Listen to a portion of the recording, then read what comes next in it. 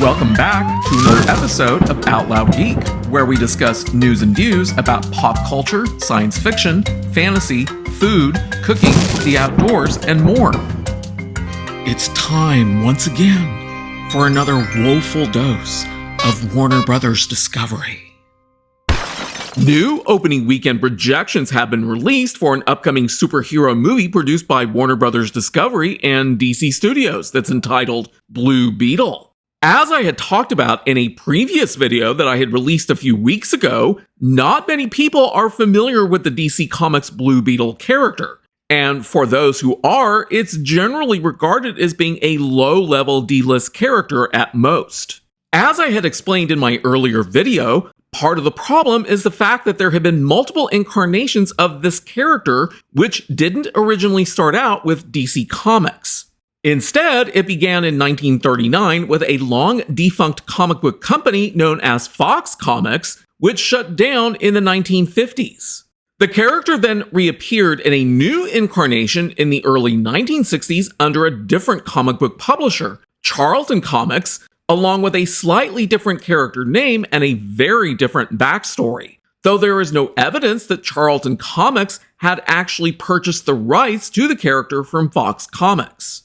Then, only 2 years after Charlton Comics' initial incarnation of Blue Beetle, the well-known late comic book artist Steve Ditko created a completely different third incarnation of the Blue Beetle character, which DC Comics continued after purchasing Charlton Comics in the 1980s. But in 2005, DC Comics decided to kill off Steve Ditko's version, who he had named Ted Kord. And less than 1 year later, in 2006, is when DC introduced the fourth and latest incarnation of Blue Beetle with a young Latino character named Jaime Reyes. And that's who this Blue Beetle movie is about, with Jaime Reyes being played by the actor Xolo Maridueña. So thanks in part to there being 4 very different incarnations of this character with vastly different backstories and abilities, as created by its 3 different IP owners, Blue Beetle has never been that widely known or popular. Since I released my earlier video about Blue Beetle, I have personally asked multiple people if they had heard of the character. Only 2 said they had, but everyone else had not. The reality of this movie is that DC Studios only produced it for its DEI identity politics checkboxes. No studio would typically spend $120 million to produce a movie about a character that hardly anyone is familiar with due to the high risks it obviously creates. But studios and their DEI bosses, who were obsessed with pushing woke identity politics in every production, have almost always proven to be financially disastrous, with very few exceptions, such as the wildly popular movie Barbie, whose success stems not from the movie's overly feminist storyline, but because countless millions of women grew up playing with the very popular doll for many decades, and because the movie represented a breath of fresh air since it's completely new and not based on any previous movies or franchises. Blue Beetle is also new in that it's the first time a movie has ever been produced to include the character, but the character is based on an existing DC Comics IP and a growing number of DC Comics-based movies, the vast majority of which have utterly flopped at the box office in recent years, especially the most recent one, The Flash, which starred Ezra Miller.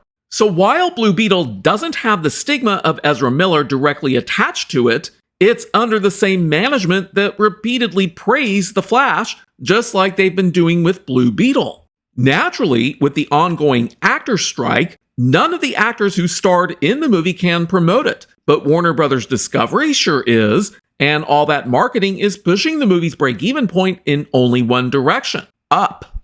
So with a production budget of $120 million, the movie's estimated break-even point will probably range somewhere between 2.5 to 3 times that, which works out to $300 million to $360 million. To account for the 50% of gross ticket sales that movie theaters keep for themselves, as well as the additional costs of marketing the movie and other miscellaneous costs that the studio pays above and beyond the production budget. The media is predicting that Blue Beetle may earn somewhere between $22 million to $32 million during its domestic opening weekend box office. If we project that forward using an overall average weekly drop for the franchise of 40.09%, and one standard deviation above and below, which comes out to a range of possible average weekly drops of 30.68 to 49.5%, then the final domestic box office for Blue Beetle may only be somewhere around 44.4 million, 64.3 million, or $104.2 million.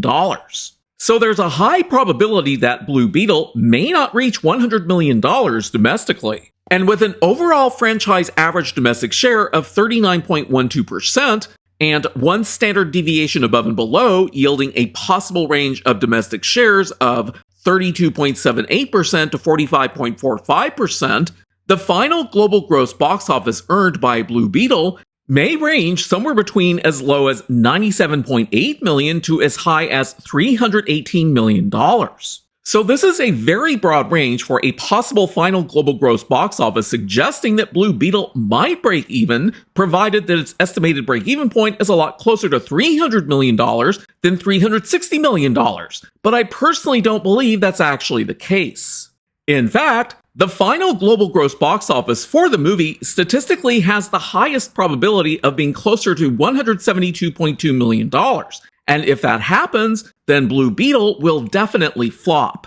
So from these projections, the movie may lose somewhere between $0 to $262.2 million in global gross box office revenue, which, when we divide by 2 to account for the 50% of gross ticket sales that movie theaters keep for themselves, means that Warner Bros. Discovery and DC Studios may lose somewhere between $0 to $131.1 million.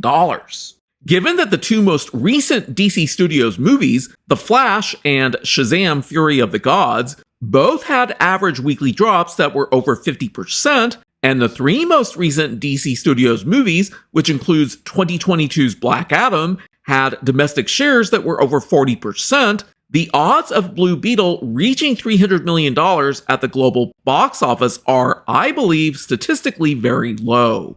If Blue Beetle does manage to outdo the wildly popular Barbie at the domestic box office this weekend, that will be an accomplishment.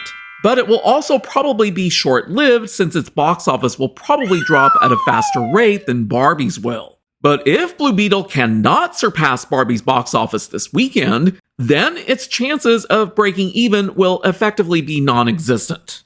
I could be wrong, but I don't expect Blue Beetle to do well at the box office domestically or internationally. At no time have there been throngs of Blue Beetle fans demanding a movie to be made about the character, because there aren't that many Blue Beetle fans to begin with, and the vast majority have never even heard of him in the first place. So we'll have to wait and see how well Blue Beetle can attempt to siphon money away from Barbie. Thanks for watching today, and a huge thanks to everyone who has subscribed to our channel. We appreciate your support. If you enjoyed this video, please press the like button, and please feel free to share a comment. If you'd like to help support this channel, please press the red subscribe button, and please press the bell to receive notifications for new content. You can also find us on Facebook, Instagram, Threads, and Twitter by clicking on the links in the description. Until next time, this is Out Loud Geek.